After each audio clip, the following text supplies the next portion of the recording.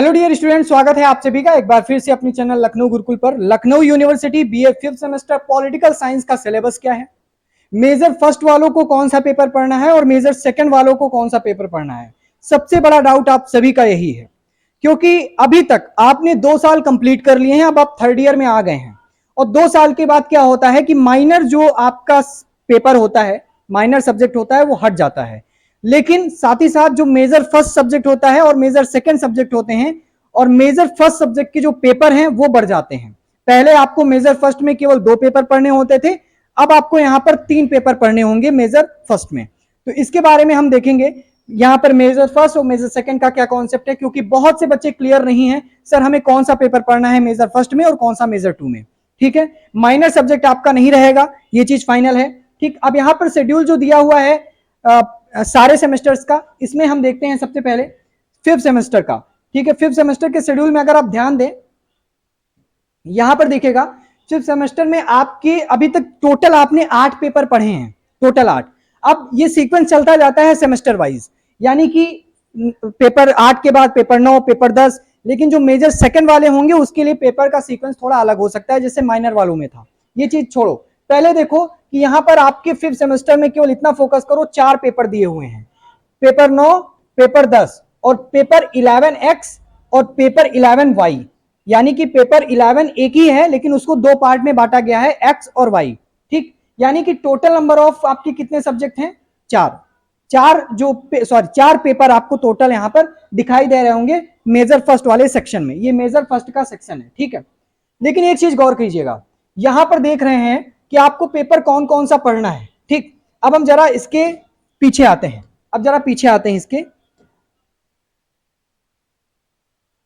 ये देखिए साफ साफ आपका लिखा है, ये यहां पर साफ साफ दिया हुआ है कि मेजर जो सेकंड है और ये मेजर आपका फर्स्ट है। ठीक, इधर आपका माइनर वाला जो कॉन्सेप्ट है वो दिया हुआ है। लेकिन अब हम यहां पर आते हैं, यहां पर देखिएगा साफ साफ, यहां पर आप साफ साफ देखिएगा कि अगर आपको मेजर फर्स्ट सब्जेक्ट यहां पर पॉलिटिकल साइंस में अलॉट हुआ है, आपको ये दोनों सब्जेक्ट तो पढ़ने ही हैं, दोनों पेपर तो पढ़ने ही हैं, दोनों पेपर पढ़ने हैं। साथ ही में 11X और 11Y में से कोई एक सब्जेक्ट पर एक पेपर पढ़ना है। ठीक, कोई एक पेपर, यानी कि total number of paper major first वालों को 3 पढ़ने हैं, पेपर 9, पेपर 10। और आपके पास ऑप्शन रहेगा 11 में, या तो आप ये चूज कर सकते हैं या तो आप ये चूज कर सकते हैं।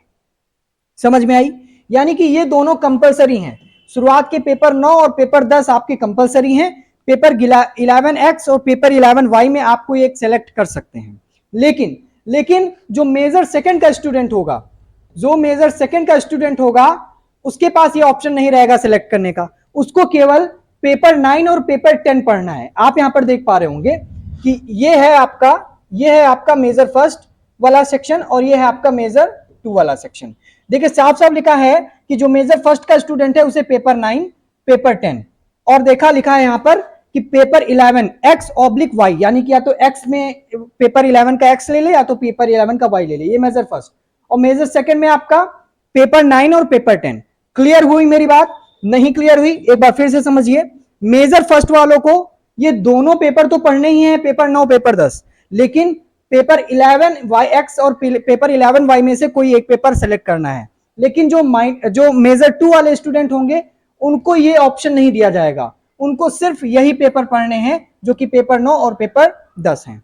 इसका आप विवरण यहां पर देख सकते हैं, साफ साफ लिखा हुआ है मेजर फर्स्ट वाले स्टूडेंट्स को पेपर 9, पेपर 10 और पेपर 11X और Y में से कोई एक पेपर, और जो मेजर 2 वाले पेपर हैं, जो स्टूडेंट्स हैं मेजर 2 वाले, उनको पेपर 9 और पेपर 10 ही पढ़ना है। उनके पास कोई ऑप्शन नहीं होगा 11 का, ना तो उन्हें X पढ़ना है ना तो उन्हें Y पढ़ना है, उनके पास कोई ऑप्शन नहीं है। लेकिन ये आपके पास ऑप्शनल है, या तो वो आपके ऊपर है कौन सा लोगे पेपर, मेजर फर्स्ट वाले ये लोगे कि ये लोगे। ठीक, यानी कि कॉन्सेप्ट इंट्रोडक्शन पॉलिटिक्स लोगे या सोशल मूवमेंट्स इन इंडिया लोगे। क्लियर हुआ आप सभी को? तो देखते हैं कौन कौन से पेपर हैं जो कंपलसरी पेपर हैं, जो मेजर फर्स्ट मेजर सेकंड दोनों को पढ़ने हैं। पहले वो है पेपर 9 है प्रिंसिपल्स ऑफ पब्लिक एडमिनिस्ट्रेशन, और फिर है आपका एंशिएंट इंडियन पॉलिटिकल थॉट। ठीक, फिर इसके बाद जो मेजर फर्स्ट वालों को केवल यहां पर एक ऑप्शन दिया जाएगा, उन दोनों में से कोई, वो है आपका कॉन्सेप्ट ऑफ इंटरनेशनल पॉलिटिक्स ले सकते हैं या फिर सोशल मूवमेंट्स इन इंडिया ले सकते हैं। ये बहुत बड़ा डाउट था, ये पहले आप क्लियर कर लो। ठीक, अब हम देखते हैं कि सिलेबस क्या है। इसके सिलेबस पे हम थोड़ा सा क्विक एक व्यू ले लेते हैं, क्योंकि आप सभी का जो डाउट है वो अच्छे से क्लियर हो जाए।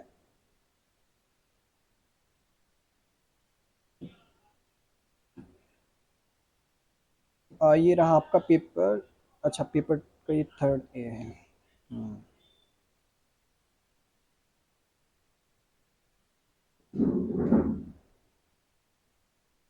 हाँ, तो ये आपका जो है अच्छा, ये पेपर 2nd 5th सेमेस्टर का रहा, और सेमेस्टर 5th का आपका ये पेपर। हाँ, ये देखिए, सबसे पहला पेपर, ये दोनों पेपर आप दोनों को पढ़ने हैं, ठीक, दोनों को पढ़ने हैं। इसका सिलेबस देख लेते हैं जल्दी से, क्या है सिलेबस देख लेते हैं। इस पेपर का क्या नाम है? इस पेपर का नाम है आपका, जो पहला पेपर है, प्रिंसिपल्स ऑफ पब्लिक एडमिनिस्ट्रेशन। ये दोनों को पढ़ना है, यानी मेजर फर्स्ट वालों को भी, मेजर सेकंड वालों को भी। यूनिट फर्स्ट में meaning, nature, scope, public administration, public and private administration, the role of public administration in modern state. Unit second में आएंगे ऑर्गेनाइजेशन, यानी यहां पर आपको पब्लिक एडमिनिस्ट्रेशन के बारे में बताएगा, ठीक, क्या पब्लिक एडमिनिस्ट्रेशन होता है, नेचर, प्रकृति कैसा होता है, क्षेत्र कौन कौन से हैं। फिर उसके बाद संगठन के बारे में बात करेगा कि पब्लिक एडमिनिस्ट्रेशन ही होता है, ठीक, पब्लिक एडमिनिस्ट्रेशन के बारे में जो आपका होता है, जिसे हम लोग कहते हैं लोक प्रशासन। लोक प्रशासन ही होता है कि कैसे प्रशासन चल रहा है, जिसमें संगठन का भी योगदान होता है। उसके भी कुछ सिद्धांत होंगे, इनके hierarchy, span of control, delegation authority, centralisation and decentralisation, केंद्रीकरण, विकेंद्रीकरण, ये सारी चीजें आप यहाँ पर देखेंगे। आगे बढ़ते हैं, आगे बढ़ते हैं यूनिट 3rd। यूनिट 3rd में आप क्या करेंगे? यूनिट 3rd में the chief executive line staff auxiliaries agencies and department and public corporation independent regulatory commission. फिर यूनिट 4th में आएंगे आपको personal administration, recruitment, training and promotion and public relations. ये सारे विषय आपको यहाँ पर पढ़ने हैं, ठीक, तो सारे टॉपिक्स आपको यहाँ पर पढ़ने हैं। अब इसके बाद क्या होता है कि दूसरा पेपर जो दोनों के लिए कंपलसरी है, मैंने बोला है, चाहे मेजर फर्स्ट हो मेजर 2 हो, ठीक।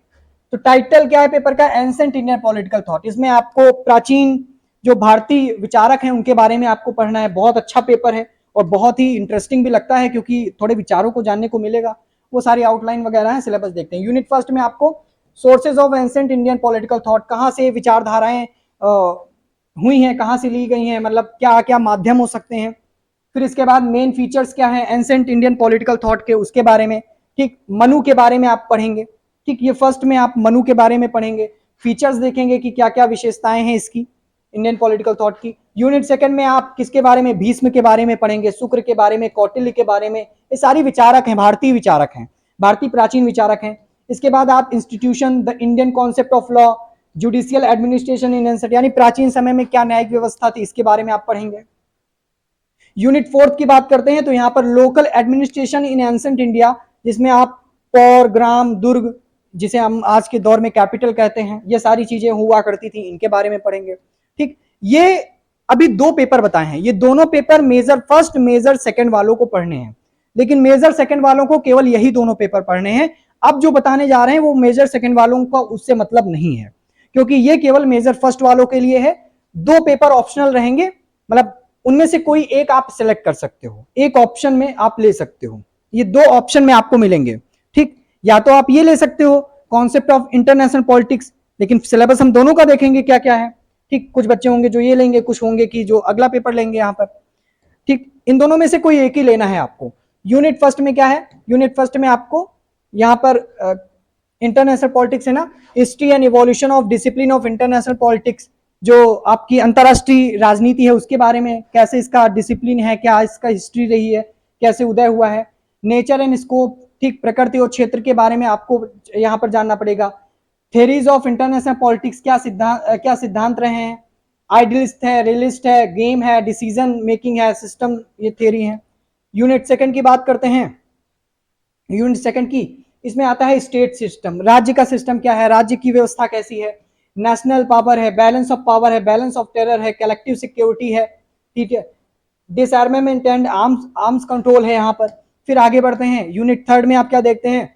यूनिट 3rd में आते हैं आपका national interest, ideology, propaganda, diplomacy, foreign policy, ठीक। यूनिट 4th की बात करते हैं, इसमें आप post world war second international politics, यानी कि सेकेंड जो द्वितीय विश्व युद्ध था उसके बाद विश्व में कैसी राजनीति रही, पॉलिटिक्स कैसी रही, उसके बारे में।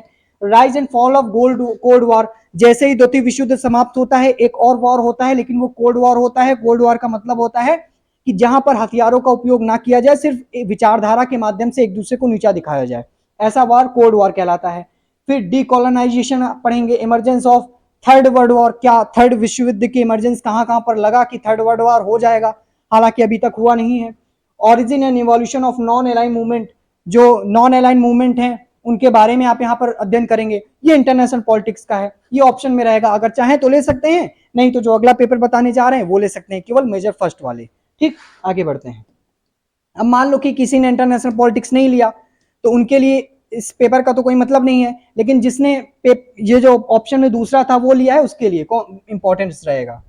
टाइटल क्या है? Social movements in India. बहुत इजी पेपर रहेगा ये सभी का। सोशल मूवमेंट्स ये आपने पढ़ा भी होगा शुरुआत में, ये आपके लिए नया नहीं होगा, पुराना ही होगा। इसमें डेवलपमेंट प्रोसेस सिंस इंडिपेंडेंस, क्या भारत में विकास का यहाँ पर रहा है, यहाँ पर जो प्रवाह रहा है, प्रक्रिया रही है स्वतंत्रता से लेकर के अब तक, ठीक है, विकास की। स्टेट एंड प्लानिंग, कैसे राज्यों को लेकर के केंद्र यहाँ पर योजनाएं अपनी क्रिएट करती है। लिबरलाइजेशन एंड रिफॉर्म्स, ठीक, कैसे यहाँ पर उदारीकरण आया भारत में और साथ ही साथ सुधारवादी नीतियां जो है वो लागू की गई। फिर इसके बाद यूनिट सेकंड में बात करेंगे industrial development strategy and it's impact on the social structure. जो औद्योगिक यहाँ पर विकास हुआ है, भारत में औद्योगिक विकास हुआ है, उसका क्या स्ट्रेटेजी रही है, क्या रणनीति रही है, और उसका क्या प्रभाव रहा है यहाँ पर सामाजिक संरचना पे। इसका पूरा हिंदी यही हुआ। मिक्स्ड इकोनॉमी मतलब मिश्रित अर्थव्यवस्था की बात करेंगे। प्राइवेटाइजेशन, निजीकरण की, the impact of organised and unorganised sector, यानी कि जो संगठित और असंगठित क्षेत्र हैं उनका क्या प्रभाव पड़ता है, इस पर बात की जाएगी। इस सारे थोड़े से इकोनॉमिक्स के कॉन्सेप्ट आपको लेकर चल रहा है। फिर यहाँ पे एग्रेरियन डेवलपमेंट भारत में कैसे हुआ, जो कृषि का विकास है वो कैसे हुआ, उसका क्या प्रभाव पड़ा यहाँ पर सामाजिक संरचना पे। आपको पता है लैंड रिफॉर्म्स हुए थे, जिनको हम लोग भूमि सुधार कहते हैं। ग्रीन रिवॉल्यूशन, हरित क्रांति हुई थी, इसके बारे में आप पढ़ेंगे। एग्रेरियन क्राइसिस भारत में काफी आए हैं, 1990s के पीरियड में आए हैं, and it's impact on farmers, ये भी आपका हुआ था। ठीक, क्या क्या प्रभाव हुए। इसके बाद यूनिट 4 में social movements, tribal, peasant, Dalit and women's movements के बारे में आप यहाँ पर पढ़ेंगे, और सिविल राइट्स मूवमेंट जो है उनके बारे में आप यहाँ पर पढ़ेंगे। सारा क्लियर हुआ है, अच्छे से क्लियर हुआ है। ये सबसे बड़ा डाउट था, सर हमें कौन सा पेपर पढ़ना है, क्या हमें ऑप्शन पेपर मेजर सेकंड वालों को ऑप्शन में कोई पेपर लेना है, नहीं लेना है, नहीं लेना है। क्लियर हो गया। सिलेबस एक बार अच्छे से देख लो, जो आप अब वो आपके ऊपर है कि आप जो ऑप्शनल है मेजर फर्स्ट वाले वो कौन सा लेते हैं, इंटरनेशनल पॉलिटिक्स लेते हैं या सोशल मूवमेंट्स इन इंडिया लेते हैं। क्लियर हुआ। आई होप वीडियो पसंद आई होगी, पसंद आई है लाइक करें और वीडियो को शेयर करें अपने फ्रेंड सर्कल में जो भी ग्रुप वगैरह हो, क्योंकि सेमेस्टर एग्जाम की प्रिपरेशन के लिए आप यहाँ पर तैयार हो जाइएगा। थैंक यू सो मच, मिलते हैं नेक्स्ट वीडियो में।